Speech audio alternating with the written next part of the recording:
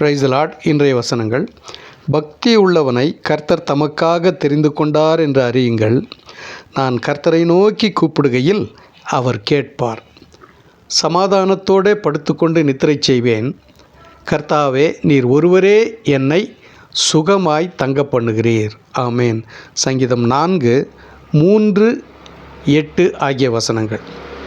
பிரியமானவர்களே, தேவனுக்கு பயந்து தேவனுடைய கட்டளைகளை கைக்கொண்டு அவருடைய சமூகத்தில் காத்திருந்து ஒவ்வொரு நாளும் நீங்கள் ஜெபிக்கும் பொழுது கர்த்தர் உங்கள் சத்தத்தை கேட்கிறார்.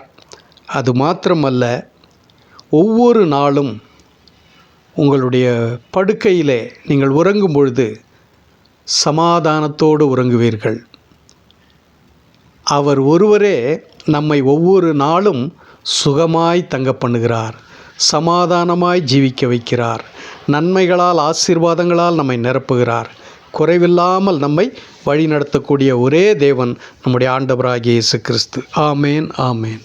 தேவனுடைய சமாதானமும் தேவனுடைய கிருபையும் தேவனுடைய ஆசீர்வாதங்களும் இந்த நாள் முழுவதும் உங்களோடும் உங்கள் குடும்பத்தை சார்ந்த ஒவ்வொருவரோடும் இருப்பதாக. ஆமேன், ஆமேன்.